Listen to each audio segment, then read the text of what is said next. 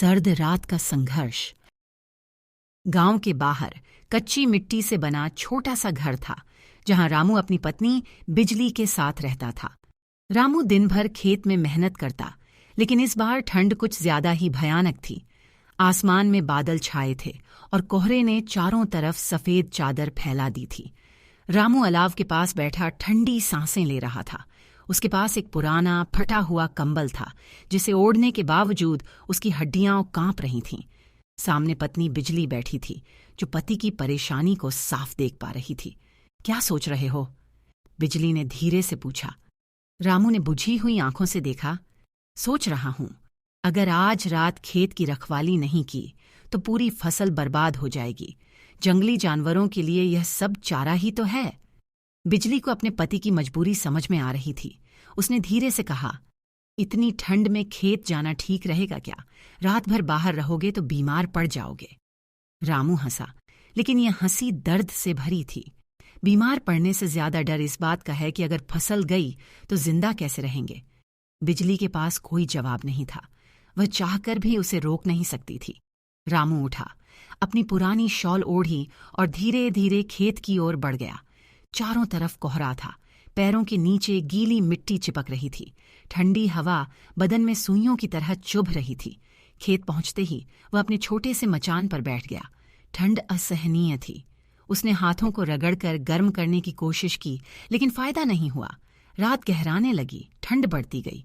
उसने दूर झाड़ियों में सरसराहट सुनी। कोई जानवर खेत में घुसने की कोशिश कर रहा था। रामू ने लकड़ी उठाकर जोर से आवाज लगाई, हट्स! जानवर भाग गए, लेकिन उसकी हालत और बिगड़ गई थी। उसका पूरा शरीर सुन्न हो रहा था। ठंड अब बर्दाश्त से बाहर थी। उसने सोचा, अगर खेत की रखवाली करने के लिए मैं खुद ही मर गया तो क्या फायदा?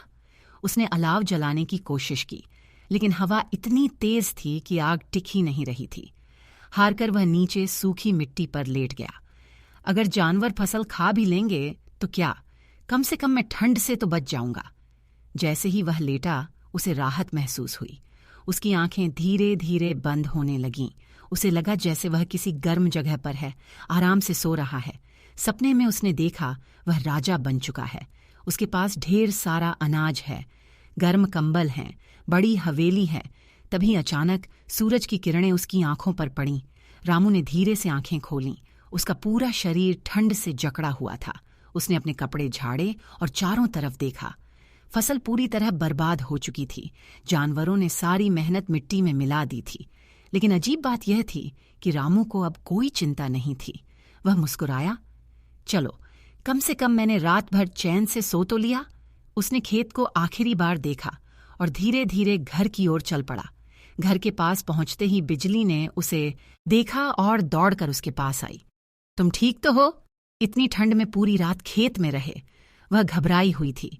रामू ने हंसते हुए कहा, हाँ, फसल तो गई, लेकिन मैं अभी जिंदा हूं।